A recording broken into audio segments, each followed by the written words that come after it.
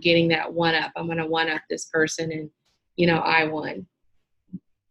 And the part that I'd like to touch on is the very rigid male and female gender roles, specifically about, the man, having like more power, and usually the female being the submissive person in the relationship. And this will tie into like other aspects that we're about to touch on, like the female is literally only allowed to be in the home and to raise the children, or if not any children, just in the home. She's not allowed to have a separate banking account. She's not allowed to have friends. Controlling the money, finances is big. Precisely. And they're not allowed to have jobs, so forth and so on. In fact, it's almost, based upon my own anecdotal experience in dealing with women who've been abused and such, it's almost like a prerequisite for physical abusers to have that rigidly defined male and female gender roles, so that they can control and intimidate the subservient partner in that relationship. Definitely, that's good. Good touch on that.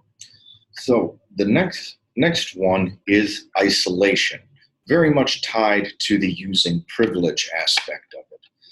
And those characteristics are controlling or limiting where the individual goes. Most often it's where she goes. And the other one is keeping the person, most often the female, from her friends or family.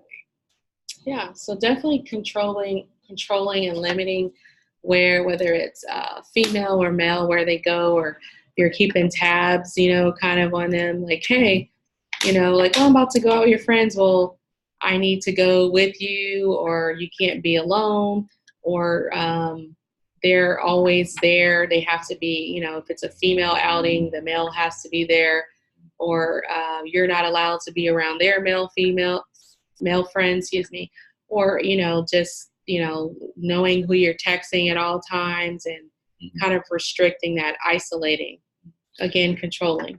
Another aspect to kind of caveat on that is that when the individual is trying to control where that other person is going, sometimes when the partner is out, the other partner will attempt to sabotage it. For example, oh, you can't go out. I need you to get home because, I'm, throwing up everywhere.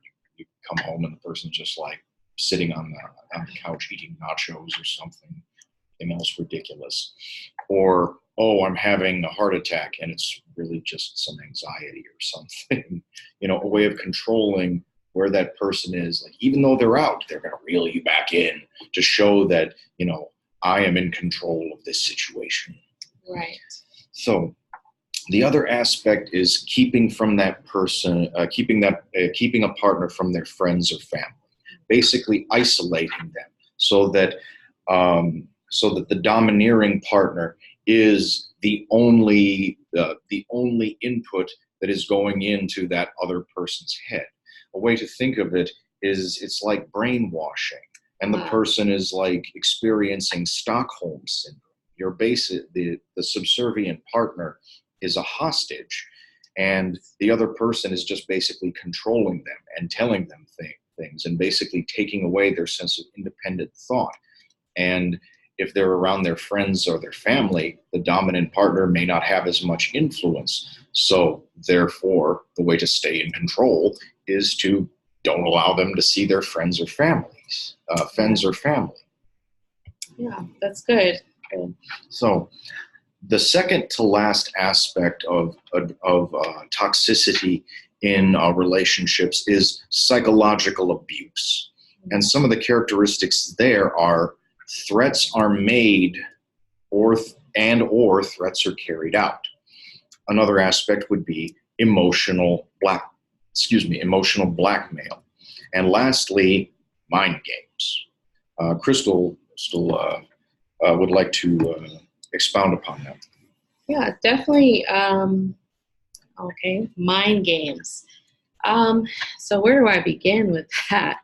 A lot of times in, relationship, where if they're being manipulative or make it think like it's something is your fault, when in actuality that's, it's not your fault. So they're playing these games of, like you said, manipulating and telling you something and convincing you, well, maybe it is my fault. Maybe I did forget to do this and I'm the blame of X, Y, or Z, and to get that control back, where it's kind of belittling you to make you think that you don't have it all together. You lost control. Maybe I was wrong, and then the emotional kind of blackmail being that, okay, if you don't do this, then, make you feel guilty for not doing something, and you're guilted into like, I guess I have to go ahead and follow through whatever it is that they're trying to, psychologically psych you out to do, which could be, breaking a boundary within you, hey, I don't feel comfortable doing this, or, but I'm going to guilt you into this. An example, a very common mind game that I used to hear a lot, especially when dealing with victims of domestic violence, was they would always tell me, oh yes, he hit me, but it's because I was mouthing off. Literally they had been convinced that it was their fault that someone was pummeling them like a drummer on a tom-tom at a Led Zeppelin concert. Right. So making excuses for the partner. Well, maybe if I would have had the dinner ready, then they wouldn't have been upset, or had the kids ready, or said this, or, pretty much you're convinced that you're blaming yourself for why, things aren't right, kind of walking on eggshells, and internalizing that.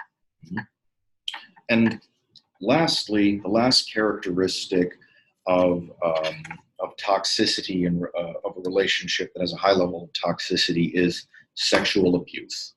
Now, this can be very overt, as in, marital rape or date rape or things like that. But there's also a more subtle way that this can express itself, namely the coercion or intimidation of a partner into uncomfortable sexual acts. Now, often, once again, like this often presents itself as usually, based on my anecdotal experience, is how a man engaging in this for a woman, like convincing them or coercing them, bribing them, or threatening them to do something that they don't want to do. For example, bringing in like a third person into the relationship, or engaging in non-consensual or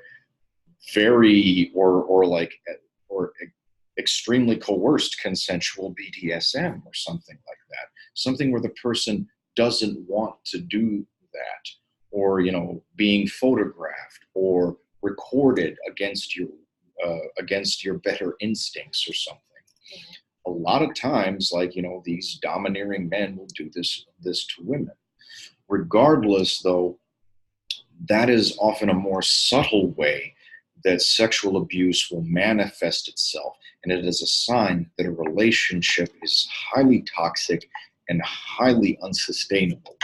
Yeah, definitely. I wanted, to piggyback on that, where a sexual boundary is crossed. Hey, I don't feel comfortable doing X, Y, or Z, whether it's male, female, or vice versa. If your partner is violating something and crossing that sexual boundary, then that's not right. So definitely that's not a healthy environment, healthy relationship. So we touched on a lot of different characteristics of toxic and abusive characteristics of a relationship. We do want to encourage you, by all means, to seek, professional help. This is, we are therapists.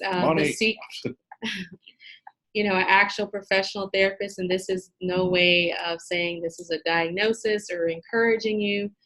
We would like to get information, you know, to you guys. So if you are in an abusive type of relationship, definitely reaching out for help.